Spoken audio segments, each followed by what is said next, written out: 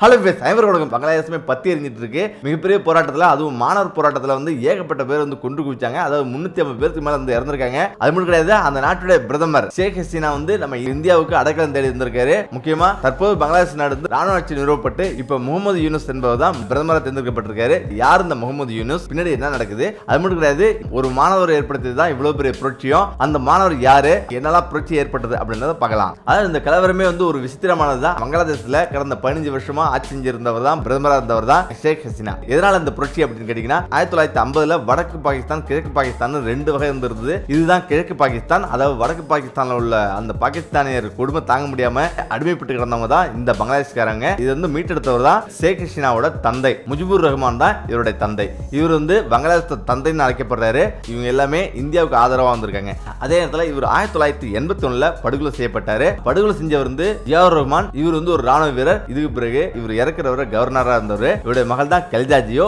இந்த கலிதா ஜியோ கடந்த 2 முறை பிரதமராக இருந்திருக்காரு. ஆனா தற்போது ஷேக் ஹசீனா இவங்க ஜெயிலுக்கு அனுப்பியிருக்காங்க. இவங்க யாரு அப்படின்னா, இவங்க சீனா ஆதரவு. சரி, என்ன நடந்தது அப்படின்னு பாத்தீங்கன்னா, முஜிபுர் ரஹ்மான் மகள் தான் ஷேக் ஹசீனா. அதே போல ஜியாவுர் ரஹ்மான் மகள் தான் கலிதா ஜியா. இவங்க 2 பேரும் அதுக்கு பிறகு அரசியல் கட்சி தொடங்கினாங்க. இதுல என்ன ஒரு விஷயம்னா, முஜிபுர் ரஹ்மான் படுகொலை செஞ்சவர் தான் ஜியாவுர் ரஹ்மான். 1975ல முஜிபுர் ரஹ்மான் படுகொலை செய்யப்படுறாரு. படுகொலை செஞ்சது ஜியாவுர் ரஹ்மான். காலம் எத்தனை கொடுமையானது பாருங்க. இதே ஜியாவுர் ரஹ்மான் 1981ல படுகொலை செய்யப்படுறாரு. அதுக்கு பிறகு கட்சி ஆரம்பிச்சவங்க தான் அவங்களுடைய 2 மகள்கள். அதாவது முஜிபுர் ரஹ்மானுடைய மகள் தான் ஷேக் ஹசீனா, ஜியாவுர் ரஹ்மான் மகள் தான் கலிதா ஜியா. ஷேக் ஹசீனாவுடைய பரம எதிரியும் அரசியல் எதிரியும் இவங்க தான். ஷேக் ஹசீனா இந்திய ஆதரவு. அப்ப அவங்களுடைய நிலைப்பாடு என்ன இருக்குன்னு நீங்களே கணிச்சு பாருங்க. அவங்க சீனா ஆதரவு. ஷேக் ஹசீனா முழுவதும் இந்திய ஆதரவு செயல்பட்டு இருந்தாங்க. ஷேக் ஹசீனா வந்த பிறகு பங்களாதேஷ் நாடு மிகப்பெரிய ஒரு வளர்ச்சி கண்டது. முக்கியம் பார்த்தீங்கன்னா ஜவுளித்துறையில மிகப்பெரிய ஒரு வளர்ச்சி கண்டது. அது மட்டும் கிடையாது, பொருளாதாரத்திலையும் பயங்கரமா முன்னேறிச்சு. இப்படி இருந்தும் ஏன் எதனால இவ்வளவு பெரிய பிரச்சனை அப்படின்னு பாத்தீங்கன்னா, அதுதான் இடஒதுக்கீடு. 1950ல பங்களாதேஷ் போராட்டத்தை பங்கெடுத்த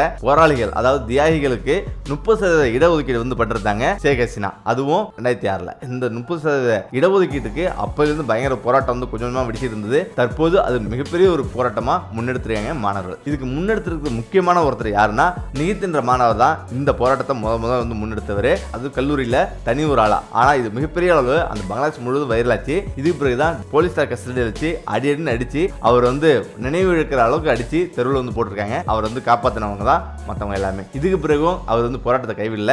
இதுக்கு பிறகுதான் வலுவான ஒரு போராட்டத்தை முன்னெடுத்து பங்களாதேஷ் முழுவதும் பண்ணாரு. அதுக்கு எதிர்ப்பா ஷேக் ஹசீனா அவங்களுடைய கட்சியிலிருந்து ஒரு குழு இறக்குச்சு. இப்ப இதில் தான் ஒரு பெரிய தவறே நடந்திருக்குது. அதாவது ராணுவத்தை இறக்கிருந்தா இந்த அளவுக்கு பிரச்சனை வந்திருக்காது. அதாவது அவங்களுடைய எதிர்கட்சியிலிருந்து ஒரு குழு இறக்கி அதுக்கு எதிர்ப்பா ஆர்ப்பாட்டம் பண்ணதுதான் படுகொலைக்கு வழிவகுத்தது. அதாவது முதல்ல 200 பேர் கிட்டத்தட்ட இறந்தாங்க. அது கடந்த 2 நாளைக்கு முன்னாடி 130 பேர் கிட்டத்தட்ட இறந்திருக்காங்க. மொத்தம் 350 பேருக்கு மேல இறந்திருக்காங்க. இதன் பிறகுதான் பயங்கரமான ஒரு முடிவுக்கு இந்த போராட்டத்தின் உச்சகட்டத்தை நெருங்கும் போதுதான், அதாவது அவங்க எல்லாமே எங்க போயிருக்காங்கன்னா, பங்களாதேஷ்ல டாக்கால உள்ள பிரதமர் இல்லத்தை முற்றுகையிடறதுக்காக போயிருக்காங்க. அப்படி போகும்போது அதை கட்டுப்படுத்த முடியாது. இந்த போராட்டம் வன்முறையா மாறிச்சு. இப்ப போலீசாருக்கும் அந்த போராட்டக்காரர்களும் பயங்கரமான பிரச்சனை ஏற்பட்டது. பிரச்சனை ஏற்பட்டு 2 தரப்புக்கும் உயிரிழப்பு ஏற்பட்டது. கடந்த 2 நாளைக்கு முன்னாடி போலீசார் 20 பேர் இருந்தாங்க. பொதுமக்கள் 100 பேருக்கு மேல இறந்திருக்காங்க. இப்படி படுகொலை அரங்கேறிட்டு இருக்கிற இந்த நேரத்தில் தான் மாணவர் போராட்டம் உச்சகட்டத்தை எட்டுச்சு. இந்த நேரத்தில் தான் பிரதமர் இல்லத்தை முற்றுகையிட போறாங்க.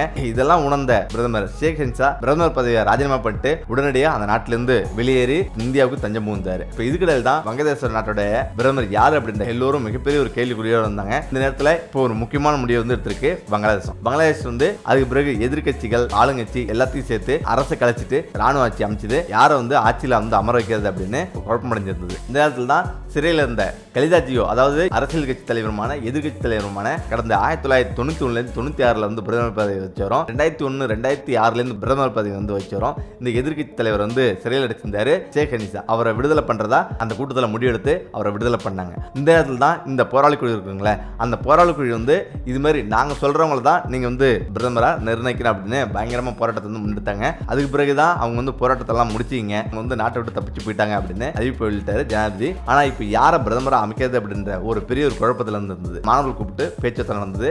நாட்டை சர்வதிகாரியை மாத்தினதும் நாட்டை பல விதமா சீரழிச்சதும் போதும், நீங்க 2 பேரும் சீரழிச்சதும் போதும், இப்ப நாங்க சொல்றவங்க தான் நீங்க பிரதமர் ஆக்கணும் அப்படின்னு அந்த மாணவர்கள் எல்லாமே ஒரு முடிவுக்கு வந்திருக்காங்க.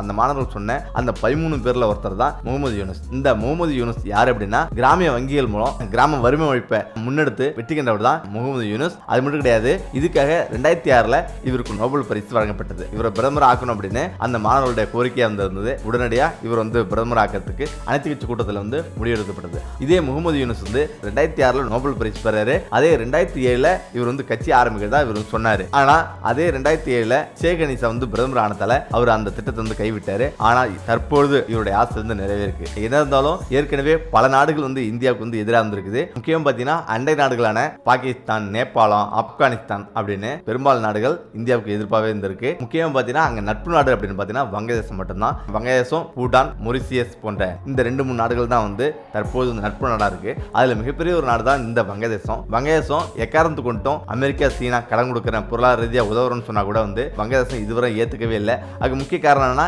எங்களுக்கு வந்து பாத்துக்க தெரியும் அப்படின்னு இந்தியா இருக்கிற ஒரு பலத்தால அவங்க வந்து நிராகரிச்சுட்டு இருந்தாங்க. ஆனா தற்போது நிலைமை தலைகீழா மாறும் அப்படின்ற மாதிரி சொல்றாங்க. அதாவது இதுக்கு மேல சீனாவுக்கு ஆதரவாகவும் அமெரிக்காவுக்கு ஆதரவாகவும் செயல்படும் அப்படின்ற மாதிரி சொல்றாங்க. எது எப்படி இருந்தாலும் இதுக்கு மேல நடக்கிறது தான் தெரியும் பங்களாதேஷோட நிலைமை அப்படின்ட்டு. அதே நேரத்தில் பங்களாதேஷுக்கு பல விதத்துல இந்தியா உதவி செஞ்சிருக்கு. மிகப்பெரிய ஒரு உதவினா அதாவது கிழக்கு பாகிஸ்தானா இருந்த இதை பங்களாதேஷா மாத்துறதுக்கு மிகப்பெரிய ஒரு உதவி செஞ்சது தான் நம்ம இந்தியா. அது மட்டும் கிடையாது, அப்போ வந்து பெரிய ஒரு இழப்பை சந்திச்சது நம்ம இந்தியா தான். அதுல சாதாரண இழப்பு கிடையாது. இந்திரா காந்தி வந்து பாகிஸ்தானுடைய கொடுமைகளை தாங்க முடியாம அவங்க மிகப்பெரிய போராட்டம் வெடிக்கும் போது இந்திரா காந்தியை நீங்க தான் வந்து ஒரு முடிவு கொண்டு வரணும் அப்படின்னு பங்களாதேஷ் போராட்டக்காரர்கள் வந்து இந்தியாவை நாடினாங்க. இந்திரா காந்தி தானே இறங்கி வந்து பெரிய அளவு இந்தியா வந்து பங்களாதேஷ் நாட்டை கைப்பற்றி பங்களாதேஷுக்கு வந்து சுதந்திரம் வாங்கி கொடுத்தது.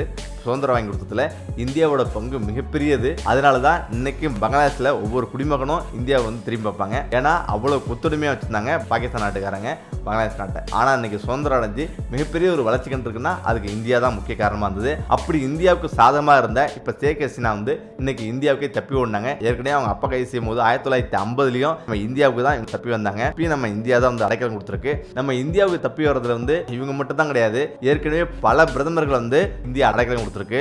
அதோட ஒரு தொகுப்பு தான் இது. இந்தியாவை பொறுத்தவரை அண்டை நாடுகளின் தலைவர்கள் தஞ்சமடைய அனுமதி கொடுத்து கொண்டே இருக்கும். 1950 தொடக்கத்தில் நேபாளத்தில் அரசியல் குழப்பம் ஏற்பட்ட நிலையில மன்னர் திரிபுரவன், இளவரசர் மகேந்திரன், பேரன் பிரேமேந்திரா ஆகியோர் அந்நாட்டில் உள்ள இந்திய தூதரகத்தில் முதல்ல தஞ்சமடைஞ்சாங்க. பின்னர் இந்திய விமானம் அனுப்பி வைக்கப்பட்டு டெல்லிக்கு அழைத்து வரப்பட்டாங்க. ஒரு ஆண்டுக்கு பின்னர் தான் மன்னர் திரிபுரவன் நேபாளத்துக்கு திரும்பினார். 1950 இறுதியில் திபெத் என்ற நாட்டையே சீனா ஆக்கிரமித்து தனது ஒரு பகுதியாக்கி கொண்டது. இதையடுத்து திபெத் மத தலைவர் தலாய் லாமாவும் பல லட்சக்கணக்கான மக்களும் அந்த நாட்டை விட்டு இமயமலை ஊடாக இந்தியாவுக்கு தப்பி வந்தாங்க. இன்றைக்கும் இந்தியாவில் தான் தலாய் லாமாவும் திபெத்தியர்களும் தஞ்சமடைந்து அகதிகளாக வாழ்றாங்க. திபெத்திய அகதிகளுக்கு இந்திய அரசு தற்போதும் ஏராளமான சலுகைகளை வாரி வழங்கி வருது. லிபியாவின் பிரதமராக இருந்த ஜெய்தனுக்கு சுவிஸ், ஜெர்மனி போல இந்தியாவும் 1980 அடைக்கலம் கொடுத்தது. அதே போல 1980 இறுதியில் இலங்கைக்கு இந்தியா அமைதிப்பட சென்றது. அப்போது விடுதலை புலிகளுக்கும் இந்திய அமைதிப்படைக்கும் யுத்தம் நடைபெற்றது. இந்த யுத்த காலத்துல யுத்தம் முடிந்த பின்னரும் இலங்கை தமிழ் போராளி குழுக்களோட தலைவர்கள் பலருக்கும் இந்தியா அடைக்கலம் கொடுத்தது. அப்படி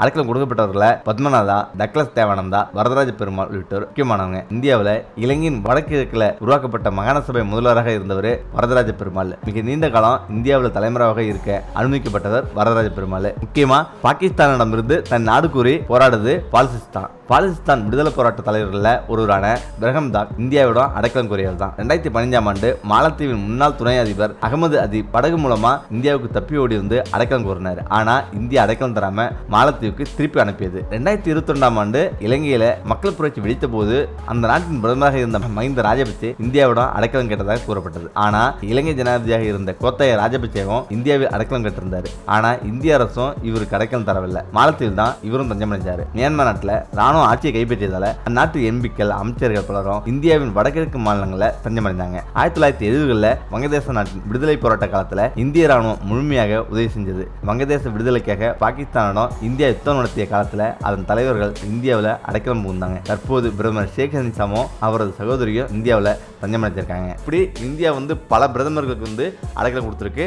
அதுல தற்போது வந்து ஷேக் ஹசீனாவுக்கு 2ஆம் முறையும் அடைக்கலம் தந்ததுக்கு முக்கிய காரணம் என்னன்னா இவங்க நம்ம நாட்டு கூட, அதாவது நம்ம இந்தியா கூட இருந்த நெருக்கம் தான் முக்கிய காரணம் சொல்லலாம். அந்த அளவுக்கு மிகப்பெரிய அளவுல நெருக்கம் வந்து கொடுத்திருந்தாங்க. மிகப்பெரிய ஒரு நட்பு நாடா இருந்தது தான் வங்கதேசம். இதுக்கு மேலும் எப்படி இருக்கும் அப்படின்றது ஒரு கேள்விக்குறியா தான் இருந்திருக்குது. இதுக்கு மேல இடையில சீனா மற்ற நாடுகளும் வந்து இடையில போறலாம் அப்படின்ற மாதிரி சொல்றாங்க. பொறுத்து தான் பார்க்கணும்.